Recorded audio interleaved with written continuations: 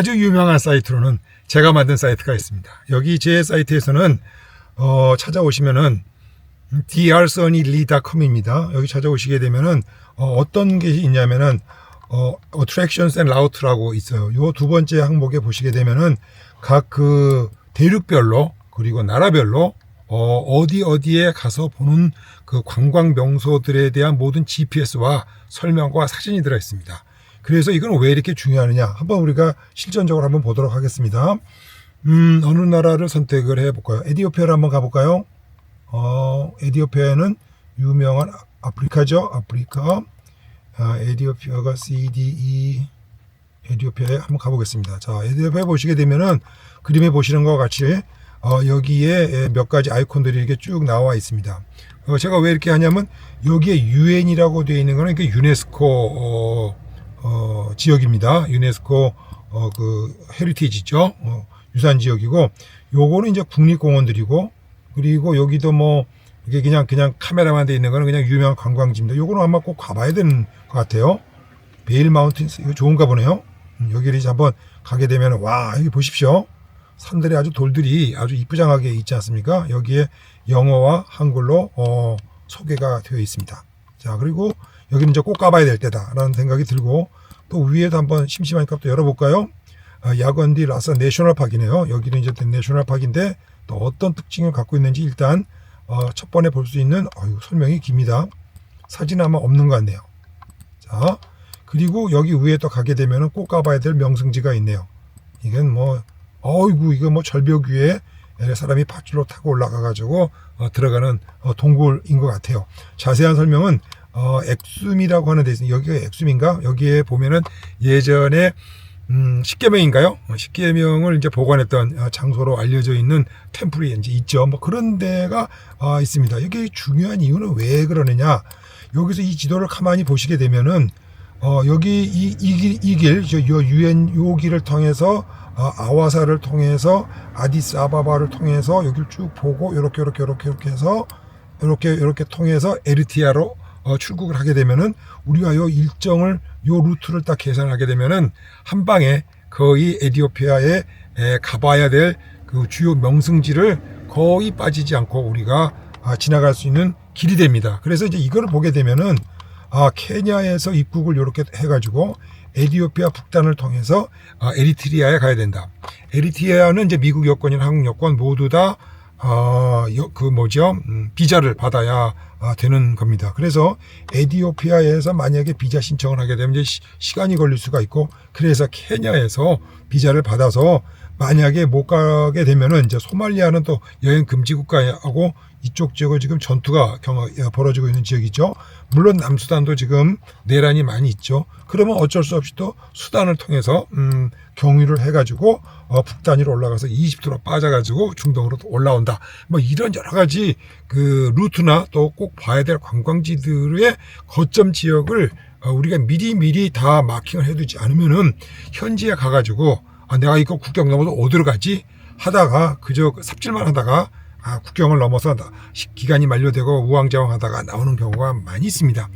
따라서 저는 제가 특별히 이제 만든 그 개발한 웹사이트에는 약 6,500군데 정도 전 세계 각 국별로 250개 각 국별로 지역마다 가봐야 될 부분들을 각 대학교 그다음에 유명 명승지 유네스코 문화유적지 뭐 등등 해가지고 분류를 해가지고 한 6,500개 정도를 현재 수록을 하고 있으며 계속적으로 제가 새로운 정보가 또 소개가 되거나 알려있을 때 잊어먹기 전에 바로 지도에 들어가서 마킹을 해두고 거기에 내가 왜 가야 되는지 간단한 설명들을 설명을 해놓고 하기 때문에 여러분들이 제 사이트를 하시게 되면은 각국가 어디를 놀러 가야 되고 하는 것들 꼭 방문해야 돼요. 여기는 이제 음식점이나 이런 건 없습니다. 주로 이제 아까 말씀드린 대로 꼭 가봐야 될 것들만 각국별로 정리되어 있는 사이트입니다. 여러분들 많이 찾아와 주셔서 유용하게 활용하시길 바랍니다. 나라와 나라를 넘어갈 때 각국의 가솔린 또는 뭐 디젤 가격을 우리가 미리 알고 있으면 상당히 도움이 됩니다.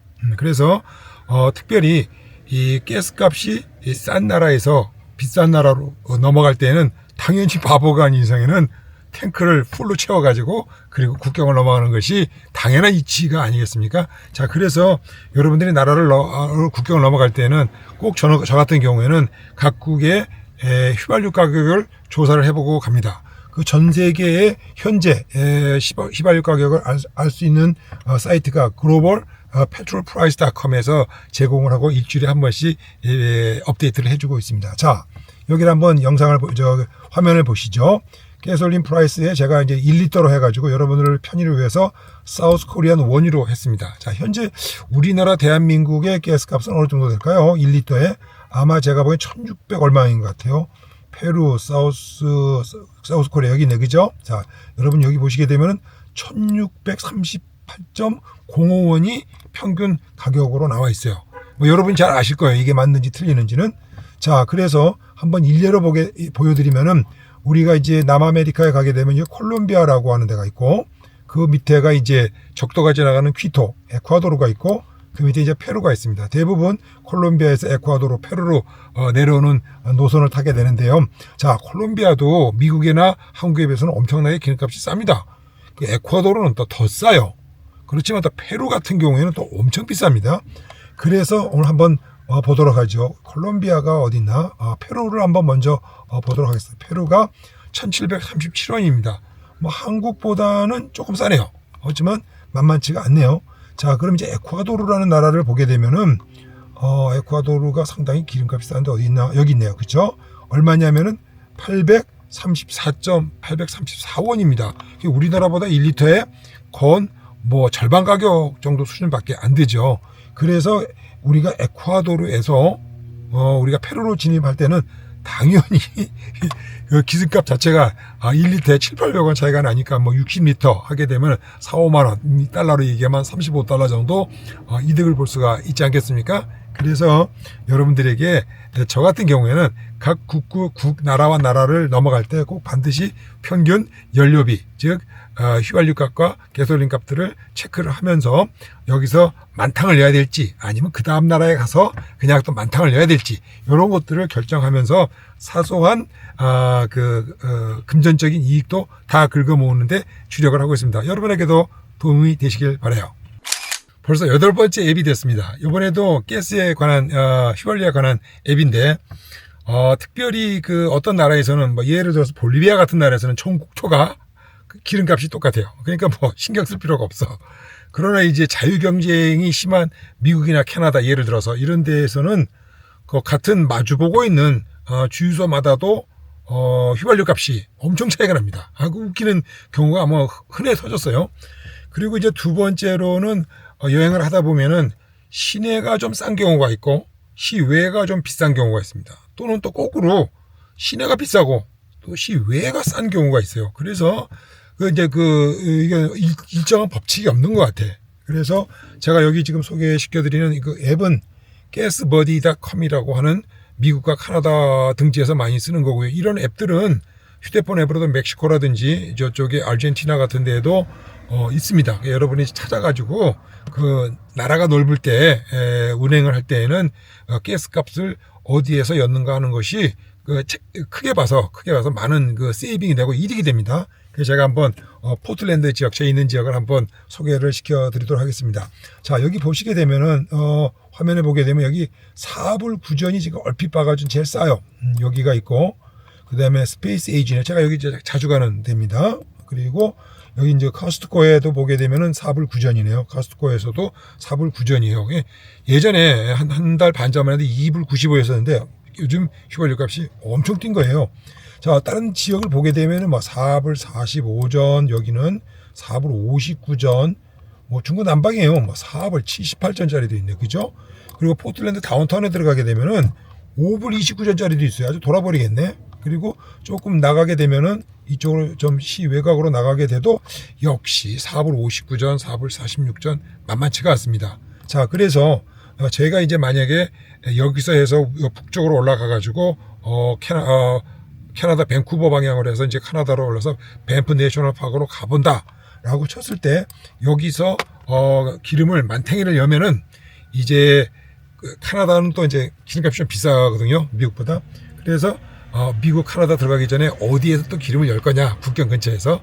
또 카나다 넘어가면은 밴쿠버 시티가 싸냐, 아니면 밴쿠버 시 바깥에가 또 싸냐, 이걸 조사를 해서 적당량의 가스를 어디에서 열 건가를 전부 주요할 지점들의 GPS를 잡아가지고 제 지도에다 여놓고 가면서 이제 주유를 해서 가장 적정 거리에서 적정 가격으로 운행을 하게 됩니다. 이렇게 잔머리를 좀 쓰게 되면은 예를 들어 제 차 같은 경우는 20리터가 만탱이지만 저는 평균적으로 한 번 주유에 한 15갤런 정도를 여요. 그런데 만약에 1갤론에 50센트 정도를 우리가 저가로 살 수 있다. 그러면 15갤런이면 750, 만 원을 세이브할 수 있어요.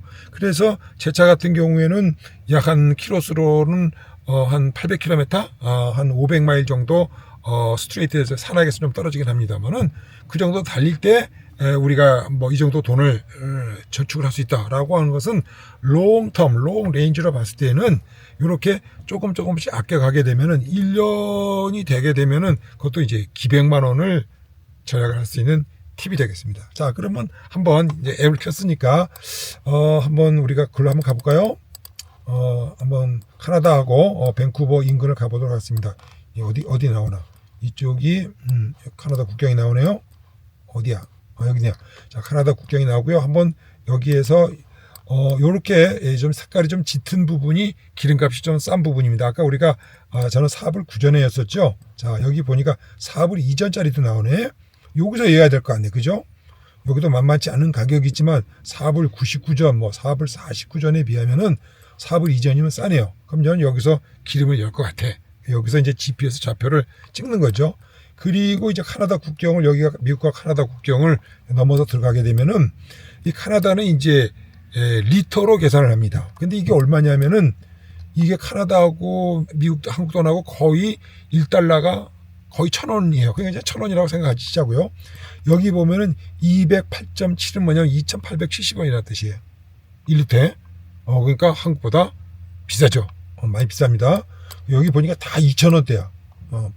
1939원, 뭐, 여기 좀 싼 데가 있나? 다 2,000원대가 넘어가요. 자, 그러면은 우리가 이제 밴프 쪽으로 북쪽으로 올라가게 되면은 밴쿠버에서 이쪽에 사이프레스 주립공원을 통해 가지고 어디냐, 어디 쪽 방향하면 캘룹스 방향으로 통해서 이제 이쪽에 글레이시아 내셔널 파크나 밴프 국립공원 쪽으로 이렇게 이제 흘러가게 됩니다. 그래서 야, 이걸 어디서 이제 기름을 열까? 그러면 한번 캘룹을 한번 조사를 한번 해보도록 하겠습니다. 자, 이쪽에 기름값이 여기는 보세요, 171원이야. 아까 밴쿠버에서는 2,000원이 이제 200원, 2,000원이 넘었는데 여기 1,701원입니다. 169원도 있고요. 자, 그럼 용기를 내 가지고, 이게 왜냐하면 시외 바깥에가 큰 도시보다 더 싼 거야. 이게 산악 지역인데, 그래서 한번 쭉 따라가 보죠. 165.9도 있고요. 106 쭉 나죠. 그러면 캘거리를 한번 좀 가볼까요? 캘거리 가면 또 얼마인가? 밴쿠버는 좀 큰 도시이기 때문에 돈이 좀 많이 비싼 것 같아요. 그래서 캘거리를 한번 집중적으로 한번 올려보죠. 그래서 우리가 갈 거리하고 여기는 뭐 149원짜리도 있네요. 그죠? 149원짜리도 있고, 아까는 10원도 있고, 그런데 149원, 그 다음에 뭐 149가 많이 있네요. 150대. 여긴 주로 이제 평균 150, 1,500원 정도 선이면 1리터에 열 수 있으니까 캘거리가 한국보다도 기름값이 싸다.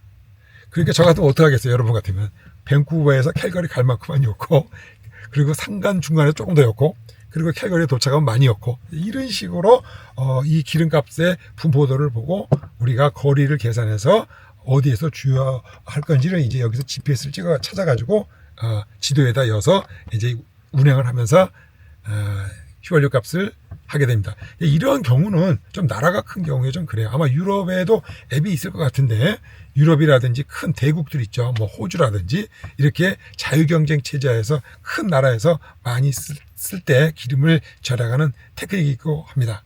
많이 활용하세요, 여러분. 자, 마지막 9번째 앱이 되겠습니다. 매우 중요한 앱입니다.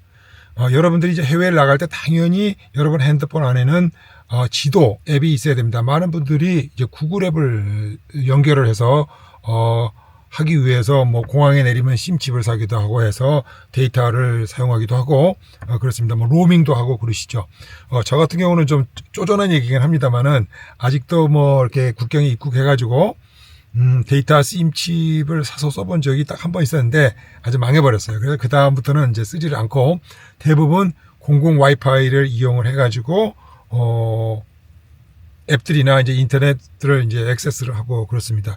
그 중에 이제 저에게 가장 이제 소중한 것이 뭐냐면 이제 지도예요. 이 지도는 오프라인 맵이기 때문에 데이터 네트워크망에 연결이 되어 있지 않더라도 휴대폰 자체 내에서 전 세계 지도를 운영을 할 수 있고 게다가 무료예요. 무료고 그리고 또 여러 가지 꼭 필요한 아주 중요한 기능이 몇 가지가 있어서 대동소이합니다만은 꼭 특징적인 몇 가지가 있어서 오늘 소개를 해드리려고 합니다. 자, 그 중에 예전에는 많은 오버랜드들의 사랑을 받았던 그 맵스미라고 하는 그 구글 이제 애드로이드 앱이 있었어요. 그랬는데 이제 그게 한 1년 전부터 유료화를 시작을 해가지고 한 달에 뭐 15불인가 25불인가 얼토당토 않는 요금을 요구를 했어요. 사실 이제 걔네들이 사용하고 있는 그 데이터는 오픈 스트리트 맵이라 그래가지고 우리가 뭡니까 챗봇 있지 않습니까? 뭐 그런 처럼 누구든지 가서 오픈 챗에 가서 이렇게 얘기해서 뭐 하듯이 또 수정도 할 수 있듯이 되어 있는 오픈 스트리트 맵인데 저작권이 없죠. 이거를 인터페이스를 만들어 가지고 잘 쓰더니 이제 돈을 많이 부과한 거예요. 다행히 그거하고 100% 똑같은 놈이 있어요. 그게 이제 이름하여 뭐냐면 이름이 좀 특이한데 올게닉 맵이야. 거기에서 똑같은 인터페이스와 똑같은 기능을 가지고 카피품인지 나잘 모르겠어. 했는데 그 앱이 나와가서 다행히 아무런 제한사항 없이 무료로 똑같은 기능을 사용할 수 있게 돼서 오늘 기쁜 마음으로 여러분들에게 이 앱을 특별히 강추를 더해서 소개해드리고자 합니다. 말씀드린 대로 무료인데다가 오프라인 맵이에요. 따라서 여러분들이 지도 데이터를 갖다가 다운로딩을 먼저 휴대폰에다 다운로딩을 받아서 그리고 거기에 가지고 다니면서 원하는 곳에 좌표값을 입력을 해서 이제 우리가 운전 루트라든지 찾아가게 되게 됐습니다. 근데 여기서 이제 특별한 게 뭐냐면 이 오픈 스트리트 맵은 구글 맵하고 좀 다르게 상세히 이 많은 그 하이킹 그 루트를 제공을 하고 있어요. 그래서 여러분들이 어떤 산행을 좋아하시거나 어떤 계곡이라든지 폭포를 보러 들어가기 위해서는 구글 맵에서는 잘해봐야 입구 정도까지밖에 자동차 갈 수 있는 길밖에 잘 없지만은 입구에서부터 시작을 해서 어떤 화산 꼭대기를 어디를 돌아서 어디를 가고 하는 그 산 속에 들어있는 길까지 아주 상세하게 나와 있는 편이기 때문에 아주 그 여행을 하면서 또 산을 좋아하는 저의 입장에서는 매우 유용해서 여러분들에게 다시 한번 강추를 해서 드립니다. 지도는 이제 우리가 갈 때마다 필요하면 자동으로 다운로드 받기도 하고 또 미리 예를 들어서 한국을 간다. 아까 말씀드린 리오데자네이로를 가야 되겠다. 그러면 미리 지도 데이터를 다운로드를 받아가지고 우리가 찾아갈 수가 있게 됩니다. 그리고 두 번째로 이제 중요한 이게 기능이 뭐냐면 다른 앱에 별로 없는 북마크 기능이 있어요. 북마크. 이 북마크가 뭐냐면은 내가 어느 지점을 가야 되겠다 하는 것을 설정을 해둬서 미리 설정을 해서 자유롭게 내가 쓸 수 있는 지점들을 입력할 수 있는 기능이 있죠. 그리고 북마크도 여러 개 레이어가 있어요. 예를 들어서 내가 포틀랜드 지역이다. 그 다음 이제 지역이 이제 시애틀입니다. 그럼 시애틀 지역이라든지 또 그 다음 지역이 이제 캐나다 밴쿠버 지역이겠죠. 그 다음에는 이제 캐나다 캘거리 지역으로 이제 이동을 한다라고 할 것 같으면 각 그 레이어를 지역별로 만들어 놓고 또 그 안에서 그 레이어 안에서 밥집이라든지 재래시장이 어디 있다든지 주유소를 내가 아까도 말씀드린 대로 주유소를 어디를 가야 되겠다든지 또 거기다 메모 기능이 있어서 이 주유소에는 카나다 달러로 1리터에 얼마였다 라든지 상세한 그 자기의 모든 지금까지 말씀드렸던 여러 가지 앱 데이터들의 모든 메모와 GPS 좌표들을 이 지도 안에 기록을 해 놓을 수 있게 됩니다. 자, 그래서 딱 펴본 한번 여기 영상을 보도록 하죠. 제가 간단하게 준비를 했습니다. 자, 현재 여기 이 빨간 지점이 제가 있는 그 레이크 아스웨고 있는 지금 뱀부 수시 자, 여기서 일하니까 여기 있습니다. 자, 여기서 여기가 카스트코인가 주유소인가? 카스트코 주유소죠. 자, 여기까지 이제 가는 길이죠. 자, 목적지를 하게 되면은 뭐 가장 당연히 여러분 아시겠지만은 요 위에 보시면 자동차 길이 이제 나옵니다. 그래서 자동차를 이렇게 이게 뭐야? 여기서 출발해야 되는데 또 엉뚱한데 지금 좌표가 찍혀 있네요. 어쨌든 여기서 본래 이렇게 해서 이렇게 가야 되는데 이게 다리가 이제 이쪽에밖에 없다 보니까 위로 올라가서 다리를 돌아서 우회전을 해서 5번 고속도로를 타고 이렇게 내려와라. 뭐 이렇게 되어 있습니다. 어쨌거나 여기에 보시게 되면 색깔들이 좀 다르죠. 여기는 이제 제가 뭐냐면 플래닛 피트니스예요. 제가 이제 샤워하러 가는데 우리 집사람하고 같이 샤워하는 체육관이고 또 옆에는 제가 뭡니까? 여기는 이제 주유소예요. 여기서 그러니까 목욕하고 그다음에 주유하고 여기는 아마 한아름 한국마켓이에요. 여기서 이제 H마트에서 또 뭐 필요한 한식 재료 좀 사가지고 또 집으로 쏙 들어오고 뭐 이런 식으로 제가 자주 가는 지역들의 좌표값들을 입력을 해서 색깔별로 그리고 색깔은 왜 그러냐면 이제 내가 이게 뭐 주유소인지 관광지인지 이제 이런 것들을 구분하기 위해서 자기 나름대로 색깔로 지정을 해서 사용하게 됩니다. 그래서 여기에는 지금 있는지 모르겠습니다. 한번 좀 지도를 좀 확대를 해볼까요? 여기에 보시면 이렇게 작은 점선들이 있지 않습니까? 이런 점선들이 이 도보길이라든지 산행길들을 알려주고 있는 좌표값들이에요. 그래서 중요한 건 뭐냐면 여기 이제 예를 들어서 차를 여기에다가 요 지점에다 대게 되면은 내가 요거를 내추럴 에리아에 자연 그 수목 지역을 내가 이렇게 뭡니까? 워킹을 해서 할 수 있다. 또 여기도 보면은 쿡스팍이 나오네요. 그죠? 그럼 여기서 또 차를 여기다가 대고 이렇게 뺑 돌아서 이렇게 해서 놀다가 이렇게 와야지. 이거를 가지고 여기 보시다시피 이 도보로 할 수 있는 또 마크가 있기 때문에 걸어서 몇 분, 그 다음에 엘리베이션 얼마나 또 많이 올라가야 되고 또 내려가야 되는 좌표값도 다 읽어주고 하기 때문에 여러분들이 이 지도의 데이터를 휴대폰에다 가지고 다시게 되면은 구글보다도 매우 정확합니다.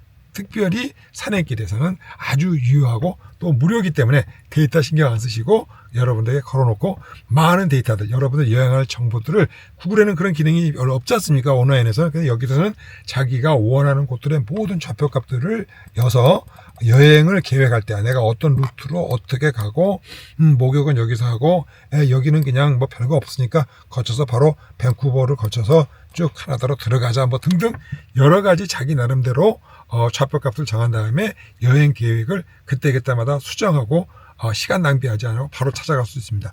저는 이러한 모든 이제 그 데이터 값들을 아까 말씀드린 대로 이전에 말씀드렸던 8개의 앱을 가지고 모든 이 9번째 이 오르게닉 맵 데이터베이스 안에다가 여서 그리고 출발 전 최소한 뭐 한 일주일 전쯤 쭉 주말에 이런 작업들을 쭉 해서 다음 주 월요일은 어딜 가고 다음 주 화요일은 어딜 가고 수요일은 어딜 가고 하는 모든 일정 계획과 방문 계획들을 이 지도 맵상에다 여놓고 휴대폰을 가서 천장에다 달아놓고 안내를 받아가면서 그리고 여행을 하고 있습니다. 그래서 한번 여러분에게 이게 이제 최종 마지막 아주 꼭 필요한 앱이 되지 않겠나 싶어서 강추를 다시 한번 전해드리고 오늘 여기까지 하겠습니다. 막 급하게 9개의 앱을 여러분들에게 설명해 주느라고 숨이 좀 헐떡거리긴 하지만은 여러분들에게 하나하나씩들 좀 시간을 가지고 잘 검토를 하셔서 오버랜딩에 또 세계를 정복하는 일에 큰 도움이 되시길 바랍니다.